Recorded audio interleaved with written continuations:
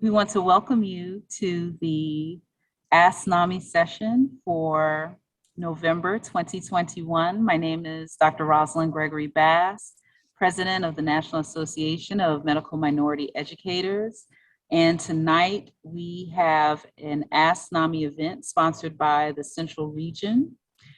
We will hear a wonderful conversation led by Dr. Mendenhall on the Nobel Project, a Carle, Illinois College of Medicine pathway program. It will be moderated this evening by Dr. Victoria Richards, who is Director of the Central Region. And at this time, I will turn it over to her. Really quick. So it's with my honor to introduce our speaker for this evening. Ruby Mendenhall is a professor of sociology and African American studies at the University of Illinois at Urbana-Champaign. She is also an associate dean for diversity and democratization of health innovation at Carle, Illinois College of Medicine. Her research examines Black mothers' resiliency and spirituality and how living in racially segregated neighborhoods with high levels of violence affects their mental and physical health. She is the founder of the Designing Resiliency and Wellbeing Maker Lab node at the Carle, Illinois College of Medicine. She is the co-developer of Designing Spaces of Hope, Interiors and Exteriors, and the Community Healing and Resistance through Storytelling Frameworks. She is currently directing the STEIM Illinois Nobel Project, funded by the National Science Foundation, which is a pathway program to computer science and the College of Medicine. Recent grants from the MacArthur Foundation and the University of Illinois. Great. And thank you. So yes, I'll talk today about the Nobel Project, and it is a pathway program to the College of Medicine. It's also a pathway program to computer science. It's funded by the National Science Foundation. And as always, a thank you to our essential workers who still during the pandemic are helping us to stay safe. And my wish for them is one day they will also have the economic dignity of higher pay. And so whenever I talk about the research with the Nobel Project and how it's a pathway to medicine, I always kind of think about the social determinants of health, right? Those consequences of racism that drive and create this health crisis that we're seeing, including discrimination, education, the built environment, what's in the social and community context. Money, was talking to someone earlier today about poverty, and even wrote a piece about the medicalization of poverty and how in the US we'll spend lots of money for emergency room visits and other things, but won't necessarily put the money into preventing that. So that's a really big social determinant of health, poverty, and then the healthcare system itself. And this plane, right, is from research with David Satcher and others who talked about excess death and how there were 83,000 Black excess deaths a year. In the documentary Unnatural Causes, Is Inequality Making Us Sick? And they talk about how that's equivalent to a plane full of African Americans falling out the sky every day, every year. And so that's the nature of the crisis that we need to build up a workforce to address that. And right, add to that the 400 years of Black racial trauma from slavery. I have this picture who's actually my grandmother at a meeting with Dr. King, her sister here, and her sister, when she was a child, took care of her grandmother, who was a former enslaved individual in this country. And then we know with Breonna Taylor, Ahmaud Arbery, George Floyd, that sparked one of the largest protests around the world. All of those things play into health and wellness and needs to be addressed. David Ford of ABC News talks about this hidden America that have unfathomable levels of violence that many people, if you are not living in those communities, it's hard to grasp. And I do research on those communities, and even the MacArthur grant that will work with community health workers as an extension of the Nobel Project tries to address what we're seeing in these communities. So I just pull some of the headlines. 3 mass shootings in Chicago, right? 14-year-old boy was shot and killed. And I think the numbers are, right? So between January 1st, September 19th, 2021, about 2,500 people shot. 250 were children, right? Or over 250. And it's really just stunning to see what's happening in the city, and not just in Chicago, around the world. And this was just a chart. The American Sociological Association was in Chicago recently, and we just pulled some numbers to show since the last time they visited the death and kind of murders that were taking place. And the challenge was, as an association, kind of what were they thinking about doing to address some of these issues. And then this one talks about more children in Chicago have been shot than have died from COVID-19, right? So we're in the middle of a deadly pandemic. All of our attention, our resources are pouring into this because it is very serious. But this article also shows that the gun violence that the children are experiencing, and sometimes that they're losing their lives to, are also important.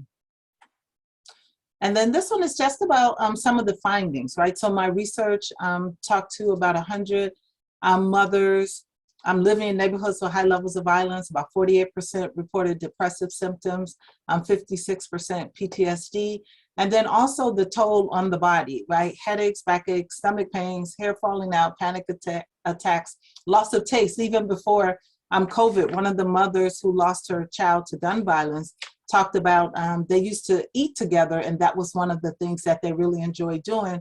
And after he passed away, that she wasn't able to taste food anymore. And then also loss of sexual desire. And then I talk about this too, like the women, Black faculty. Although our class may be different, we still experience some of those same symptoms due to the high cost of racism. And so what we are aiming for is determinants of equity. When someone recently showed me this, I was like, yeah, love it, love it. So just kind of thinking about how do we create programs that are sustainable, that are transformative, that have these components or determinants of equity, quality education, affordable housing, economic development. All of that is what we're trying to build in, or I should say some of it is what we're trying to build into the Nobel Project Community Health Worker and Citizen Science Program. And then also as part of the College of Medicine, we started a new Maker Lab node called Designing Resiliency and Wellbeing. And the College of Medicine does a health makeathon each year where we solicit ideas from anybody in the state of Illinois, including children. They just need approval from their parents to apply. And then we select 20, we have them do pitches like Shark Tank, but it's a kinder, gentler version of Shark Tank. And then we select 10 individuals or groups to get $10,000 worth of resources. And so I'm also thinking about how do we pull this into our community health worker citizen science part. And of course, to capture, and so here I just have Black resiliency because that's a lot of my work, but recognizing all groups have cultural resiliency, they have cultural wealth. And again, how do we tap into that and make that a part of our healing solutions, make that a part of when we're looking for science around how do we foster health and wellness, how do we prevent chronic diseases, kind of tapping into spirituality, tapping into exercise. I often say as a Black girl, I probably spent years inside of a double Dutch rope growing up. So how do we capture those kind of cultural wealth? And so the MacArthur Grant that will be, as I said, an extension of the Nobel Project. It's in communities with high levels of violence. We'll train 50 high school workers and young adults up to age 21. We'll train them to be citizen scientists, basically individuals who work with us as researchers, and they're recording and observing what they see in their neighborhood around health and wellness. So we recently trained a group of high school students, and one of them said that she sees the light going out in some of her peers. And I thought that was just a sad and profound statement.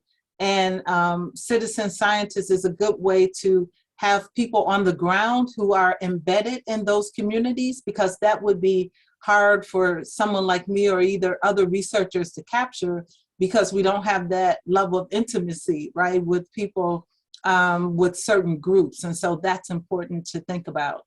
And then also we're going to have a policy clinic. We've worked with the ethics officers in many 3 areas, but we won't do advocacy, and it will be nonpartisan, but it will be a space where young people can talk with legislators about, this is what we're experiencing, this is what our communities look like, this is what we'd like to see different, this is what school is like, this works for us, this doesn't. And using that evidence base, because again, we'll be doing research around it, the evidence-based knowledge to foster different types of policy. And then the young people will get wellness toolkits. We're creating a wellness store where, again, as they're doing their kind of research, they're embedded, they'll know what the young people may be asking about, or what is really intriguing them. If it's TikTok video, or if it's some app that they may want, we'll try to design and create all of that in the wellness store. And of course, it's a pathway program to, we say all departments, right? Whatever kids, young people are interested in, we'll try to facilitate that. But it is especially a pathway program to the College of Medicine. And then the last component of it, we'll have 50 organizations working together, kind of planning our big, bold, audacious ideas around transforming health and wellness, as we know, in communities with high levels of violence.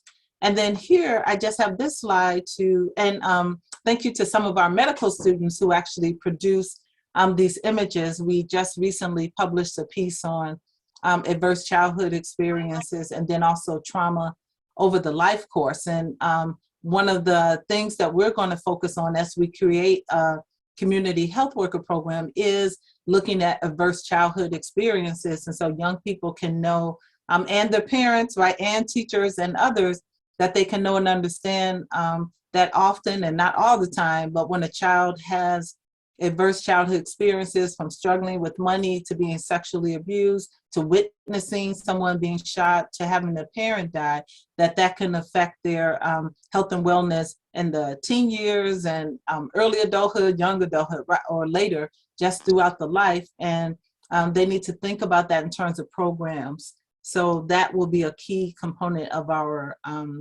community health worker training. We're working with someone in the design center, Rachel Switsky, and she's going to help us kind of capture what the young people are saying that they would like, and then literally to design the tools and to put those toolkits in the wellness store. And also, when I talk about community science, I'm thinking of it as many departments in the university working in one community. And so that's also, I talked about the 50 organizations, that's a part of community science, but also we're working with different departments here on campus, and then also different colleges. So we're working with the University of Chicago, Lewis University, hope to work with South Suburban Community College, and many of them, and we're all kind of focusing on how do we improve health and wellness? How do we create this infrastructure of workers, community health workers, that can foster health and well-being during the pandemic, and then even once we finish this pandemic, please, right? And so that's just images of the wellness store. Again, we'll also, as part of what we'll do, entrepreneurial classes to kind of address poverty, innovation. Again, if you need something, let's design it and let's figure out how we can make it happen. Food as medicine. The wellness store will have low-tech and high-tech items. I talked about the phone apps, but it'll also have these sensory objects that can help ground individuals and kind of shift their mind and help to decrease the stress. And so here are some of the items that we put. We just, like I said, just finished training a group, and they have their wellness toolkits. And so for taste, they have peppermint gum, lavender. They have different textures. They have cards that give, or we need to order cards that'll give off good messages. Here's a card about breathing if you feel stressed, and on the back of it is the mechanism about how the breathing helps to calm their bodies. Hand washing, again, which is important. They have masks. And then we'll put instructions so people may want to create their own wellness kit. And then also here's some items. So this is the wellness toolkit box that we gave them, kind of like a file folder where they can put kind of their papers that they're keeping. They have 5 people in their wellness circle that they're going to keep up with. And then they could put the cards that I just showed you and some of the other items. They also have a first aid kit. They have the automatic blood pressure monitor. They have the manual one, and medical students taught them how to use it. And so we gave them the automatic one too, so they can kind of check their measures to make sure they're accurate. And then they also have the oximeter, and also instructions about, so if someone seems to have high blood pressure, then right, their steps, you have them call their doctor, make an appointment, make sure they're okay, and then just kind of check in, right, with them to make sure that they're going to the doctor. And then also, so with the wellness kind of center, another thing we're intrigued about is this, or I should say I am, is this embodied moxie. And I don't know if you all have seen it, but it's just kind of this robot that they designed for children. And I think someone said for autistic children or children on the autistic spectrum. But I think it really has implications for social interaction, mental health, breathing exercises. There's an example to me of loving kindness, compassion. I think it can help children with grief. I mean, the list goes on. And so I'm thinking about in the designing resiliency and well-being lab to think about if there could be robots that we could develop that could be helpful to some students and recognizing it wouldn't be helpful to everyone. Because even I talked to some of my colleagues and some of them are like, no, get out of here, nope, nope. But for me and other people, it is really intriguing. So that's something that we may work on with the community health workers. And then also, the housing crisis, right, is a big deal. And even as they ended the moratorium, something that I've been thinking about for years, and I'm getting ready to do some movement on this, is building small, smart, affordable healing homes. I used to say 30,000, now I'm taking it down to building homes like this for 20,000. And so that means we would have to think about the innovation in the material, and for the homes to have lots of natural light coming in, and then also for landscape architecture to be involved, right? So I talked about how many departments of the university should be a part of this. And so this, the landscaping is also a part of the healing nature of the home. Inside of it, we talked about having mirrors that could do facial recognition and recognize when you may be sad or going into a depressive episode or triggered by PTSD. And then it could give you, based on what you've told it earlier, kind of reminders about doing things that make you feel better. So for me, it would be gardening, right? You can't tell, love to garden, love flowers, riding my bike, hot baths, things like that to kind of prevent, right, going down a spiral. Also with the toilets, right, smart toilets now can collect urine samples and do different analysis. I was reading this book called The First Cell about cancer, and it talked about how there were sheets that could tell when the blood starts to pool, and so even before it becomes a tumor or malignant, that you can kind of arrest it at that stage. So really trying to think about all the technology, healing technology that we can put in a home, air quality sensors for those who may have asthma, so that it could literally heal you when you come in. And I think about the equivalent is almost like our smartphones, right? We have a supercomputer at our fingertips, and how could we do something like that for housing? And then also thinking about refugees and hurricane individuals impacted by hurricanes who have to leave their house often in minutes, or even by the fires. and thinking about how can you create something that's a home in a bag that is waterproof, has some protection for the ground so that you don't end up sleeping in the elements and water, and maybe it has an opening for the sky. Again, you can get that natural light in, and then maybe there are words and images that create a calmness in the midst of a crisis, in the midst of chaos, and then also to be able to control the heat and cooling. So I'll stop there. I'm happy to answer questions.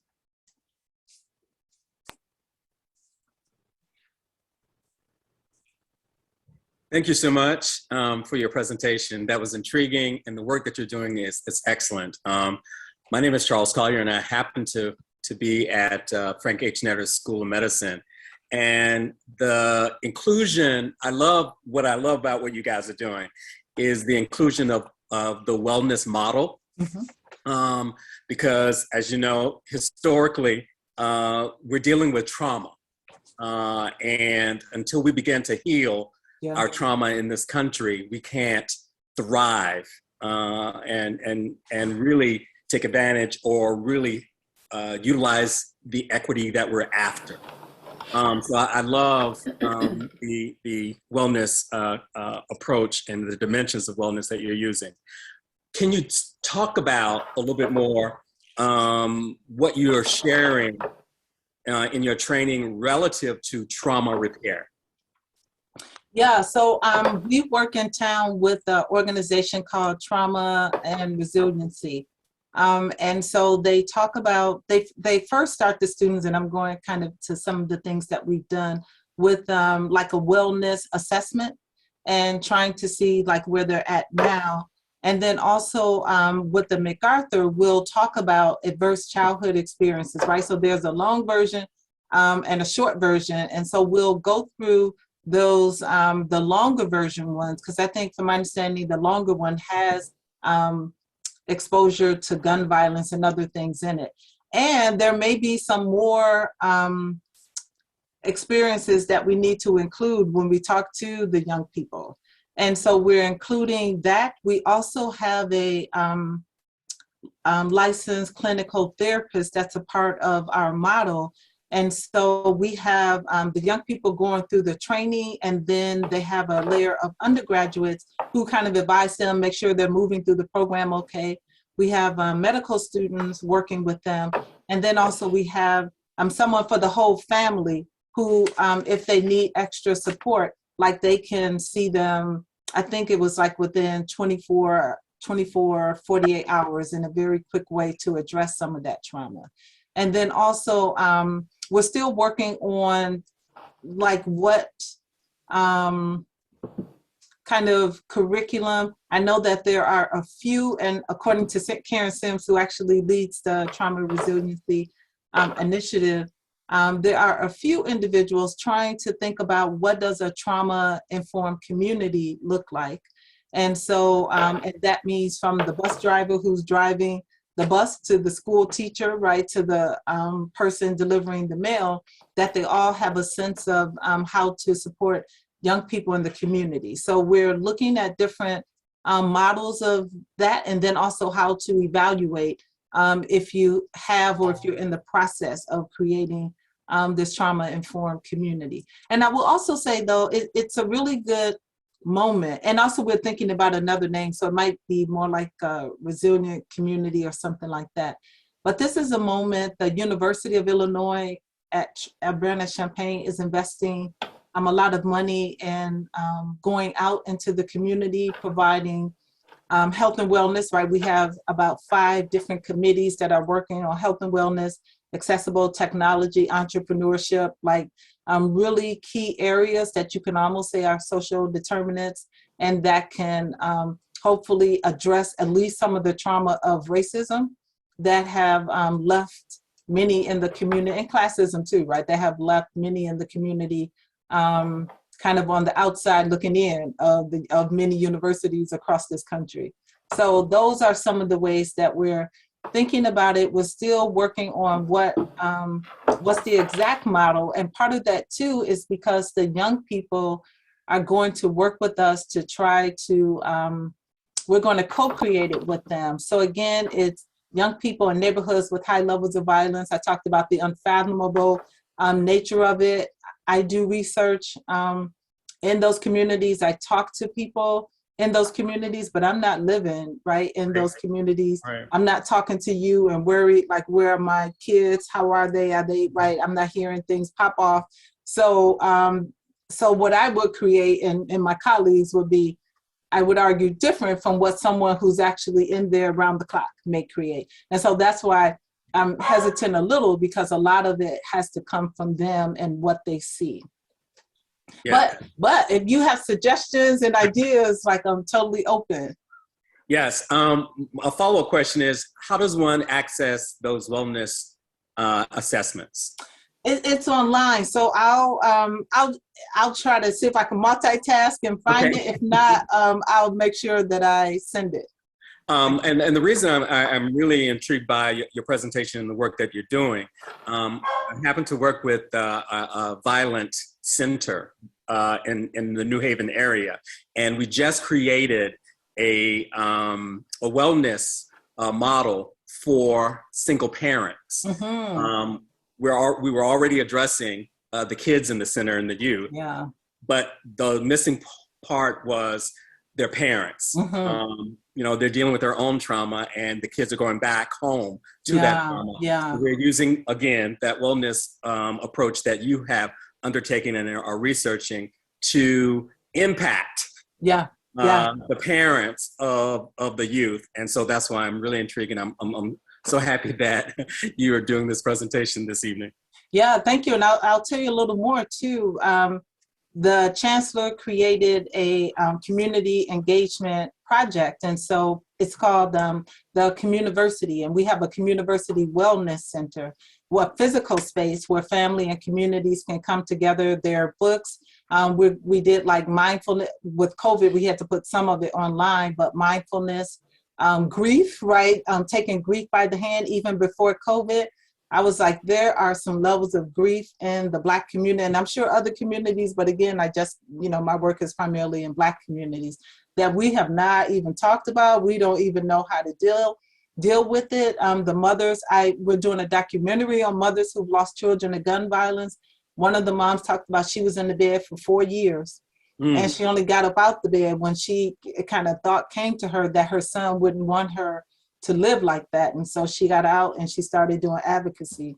Also where I'm drawn to the young people in neighborhoods with high levels of violence, some of the parents talk about when they lose their father or their brother or their peers, that they change, right? Like their behavior, flipping over tables, right? Not listening, all kinds of stuff. And a lot of times the response is to clamp down and, you got to do right. You got to be in this box. And with trauma-informed approach, you understand the flipping over tables is just a symptom of some deep pain. And so it's the question many people are saying, not, what are you doing? What's wrong with you? But what happened to you? And then the next thing is, how can I help? Right? That's the next thing. So we're doing that. And then also the Communiversity, STEIM Illinois is what we call it. We always talk about it as an intergenerational program. And we say that if we're not taking care of the mother, uncle, sister, brother, cousin, right, we're trying to get the young person in computer science or in medicine. But if that ecosystem is not supported, like, we're going to continue to have what we have. So even when we did the community health worker program, we had sessions, family workshops, where their parents and grandparents were part of it. And they learned what the young people were learning about stress, about trauma, about how to prevent different types of stress. So that's another way that we addressed it too. Dr. Mendenhall, I have a kind of a follow-up question. So being a relatively new medical school, Carle, Illinois, and we're going to graduate the inaugural class next year, how would you approach students who wanted to apply to medical school? What kind of advice, what kind of thinking would you encourage them if they wanted to pursue medicine? Yeah, and is it our medical school or medicine in general? Medicine in general, and with our school, because again, you use these terms like bold and audacious and big, and since our school is focusing on engineering and medicine, we're supposed to be big, bold, But sometimes those big, bold ideas don't apply to social and structural determinants of health or medical ethics and humanities or community. So both areas. Yeah, great question. The advice that I would give is, and as I said with all people, and I try to do this in my own life, right? Like kind of what's your passion, what's your gift, and what's your genius, and then try to find people in your life who can help you with that, and then just go bold. And I wasn't always bold, but I would watch. Like my brother, one time he was out of the Army. He was going to UIC, and he was going to ask them like about for 10 things. And I remember saying, "You're not going to get that. Like, why would they do that?" And he came back with all 10 things, right? And I was like, okay. And so after that, like I just started asking. And so I would say whatever it is that you can imagine that you want to do, to go ahead and pursue that. And even if you fail, like come back at it, say, okay, so let me find out what I didn't do right, what I need to do. I need to study harder. Do I need to get a score? Do I need to have someone teach it to me in a different way, right? And just to kind of continue on that path, because the more and more I work with people and I put out bold, audacious ideas and they come true, right? It's the more that I realize that that you can, if you try not to sound like a postcard, right? But if you can imagine it in a lot of ways, you really can bring it to pass, and to work collectively too, right? I've always kind of worked with groups of people. So that's why you hear me talk about the 50 organizations. You hear me talk about community science with bringing in landscape architecture, engineering, right? Design students, because those individuals come with their gifts and talents. And then when it's combined, it really is something that's audacious, that's bold, that you haven't seen before. And I know for many students, the pathway to medicine is full of racial microaggressions, is full of overt racism, is full of, I don't have anyone in my family who can tell me how to find a shadowing experience. And again, I would say to push past those that like those are real. Those will have you in the bed with tears, right? I have experienced things that have put me in the bed with tears, but to push past that, and again, to find if other people are saying, nope, that's not for you, you need to switch majors, you need to drop, try to find people who can support you in that. And when I used to do training around the campus, I would tell different departments, there are a lot of students who came in here with the gift and the dream and the passion to be here, but they are over here, and we really have to think about that process, right? We have to put, if you are a department that is getting world recognition, you should be able to train diverse genius, right? They shouldn't have to come in a certain package. And so really trying to encourage different departments that it may look different, right? They may talk about it differently. You may not be able to grasp it and may not even be excited about it, right? And that's fine. But help them find someone who is excited about it. Help them find someone who can say, you know what, I am working on that. Come join this lab. Talk to so-and-so, tell them. In fact, I'm going to do an email and I'm going to introduce you. So I'll cut it short, but just to really, what's your gift? What are people saying? Wow, you're really good at this. And then to kind of take the steps. And even if there's some failure, learn from it and then go again, right? There are things that I failed at, and then I went back and then ended up like really doing great in that area. And then I guess for our College of Medicine, right? So we do have the competencies that seem like it's a barrier, right? Because we're asking people to do something that intersects two elite fields, right? Engineering and medicine, very, very elite. And so again, to get help and to ask people, the College of Medicine, we're trying to create an infrastructure to pull and to support individuals through the process. But it's still challenging for those who are trying to do it without that infrastructure. So still, like I'd say it's doable. It's certainly doable, and to try to find people that could help with that. Thank you. Did we have other questions? You're welcome to put it in the chat or raise your hand or.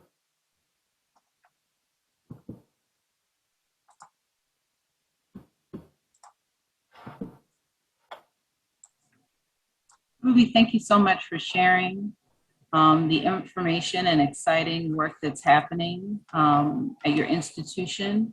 You were mentioning about that intersection of medicine and engineering, and I was curious, and I don't know, you may have answered this already, but are there programs or ways for students to become more familiar with that intersection so that they would be competitive applicants during that review process by the admissions committee? Yeah, I think, and we're trying to do some of this with taking some of the competency courses, and a lot of times I think students may not realize you could take the courses and then there are also experiences that you can do to get the competency, right? So you can reach out to maybe your local university, someone in computer science, and say, do you need extra support, right? And if they're in your same university, you can say, is it possible I can do an independent study with you? I'd like to get more skills in computer science or whatever competency we have at the College of Medicine. Can I work with you to do that? And then if I work with you and do well, right, is there an opportunity to publish, or would you be comfortable in writing a strong letter of recommendation? We should always put the adjective in front of it so people are clear that you feel like you can't do a strong one. It's okay to say, maybe not, maybe I'm busy or something. And then, reaching out to faculty and even reaching out to the College of Medicine and talking with the people in admissions or talking to some of the medical students. They're probably the ones closest to the ground who can say, you know what, like I wasn't good at this either. This is how I got through it, or this is what helped me. And I'll say now, right as we're speaking, Dr. Francis in town is talking to our diversity committee because he does like pre-med programs. He helped medical students who might need extra support during medical school. And we're trying to figure out how to help our pre-med students, right, take advantage of his gift and his genius, and how that could help them be more competitive for our College of Medicine and other colleges of medicine too. So there may be other programs like that locally that they can take advantage of. And I'll say too, and even if it's not in computer science, there may be a faculty in social science or a think tank or something where they can get the experience, and just to be able to document it and to show that they have the skills, I think would be very helpful. Thank you for that, Dr. Milton-Hall. Any other questions? I see a lot of wonderful people on the call. I think one of the things that I've taken away from this are those three words, Dr. Milton-Hall, the big, the bold, and audacious. Yeah. Having known you for less than a year, I would use those three words for you. And you are doing so many things that some people might not know that they're all connected. Mm-hmm. And when you start thinking about things, you have a kernel of a thought, and then you start meeting someone, and that kernel sprouts other kernels, and then you wind up with this massive picture. Yeah. And there's so many opportunities that come out of those connections. And I think it's absolutely fantastic, particularly around the social and structural determinants of health. And even when you were talking about those homes, mm-hmm. and you have 3D printed homes that are coming online now that can mm-hmm. be very inexpensive, mm-hmm. and how, again, using these and you use the term healthy technology, that's something that I haven't heard before, because to be honest, I think we've been struggling with the Carle, Illinois College of Medicine in designing what a physician innovator is. Mm-hmm. And it's not just creating another widget or producing another technology, but it's a mindset. Yeah. So how do we keep people healthy And if they are not healthy, how do we make them well? Yeah. And using different technologies, using different approaches to help communities and help individuals. So I really appreciate your talk. Yeah, thank you. And to me, like the promise of the College of Medicine, when I was first introduced to the idea, you know, and I would talk in meetings about, okay, like this is a very elite space, right? Again, at the intersection of medicine and engineering, what will the students look like? Like, are we going to reproduce the social inequality that's seen? And once we kind of hit those conversations, I was like, oh my gosh, right? This is such an amazing thing to think about, because in my mind, it is this idea, what do we need? Not how much does it cost? Do we have enough money? Do we have the policy to say it? Like, what will solve the problem? And then how do we create it? And we've seen it, right, in other fields. I mean, even with COVID, Marty Burke and his team have done amazing work in terms of creating the saliva test, right? And I won't say it's out of thin air because people have been working on it for years, but still in a very timely manner. And so as I looked at that, I was like, well, what else can we solve this quickly? And you know what I mean? Like something that's deadly, and then you have something, some huge movement on it. So when you say mindset, right, that's what I'm trying to train, or my team too, not just me, trying to train the community health workers. And train isn't even the word either.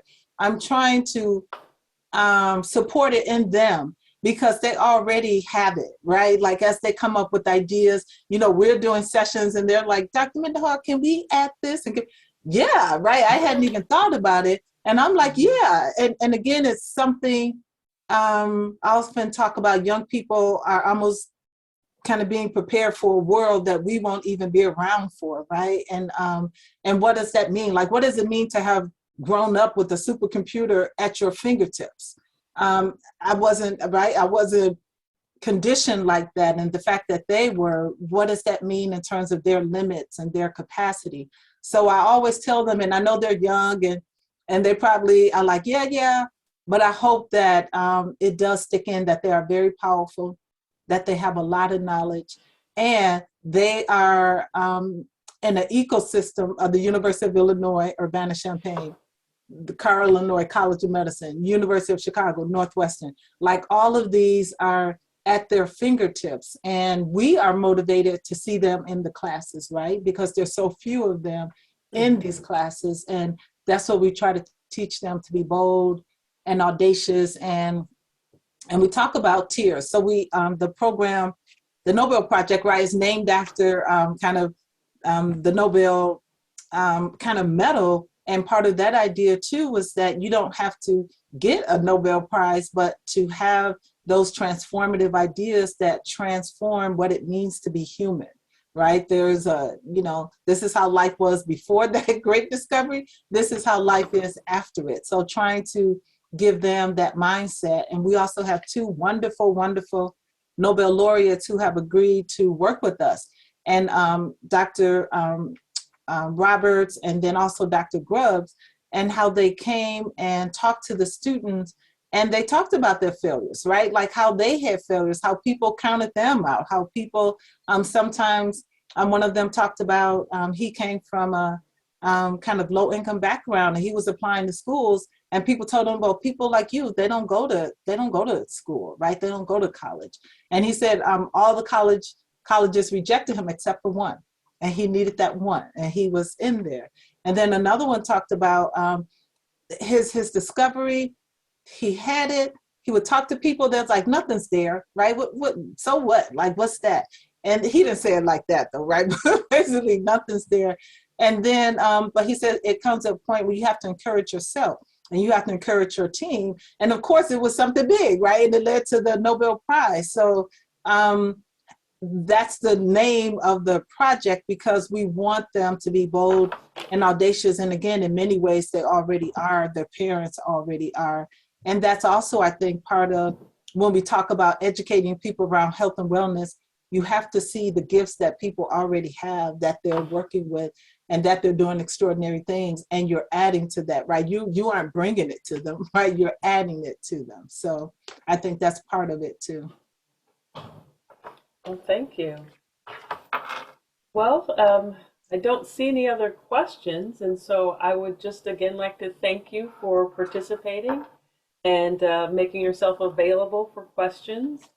And if anyone would like to ask me any questions, I am the Assistant Dean for Curriculum at Carle, Illinois, and I'm looking to be big, bold, and audacious into bringing in a more diverse group of students so that we truly can be transformative. So thank you again, and thank you everyone for coming.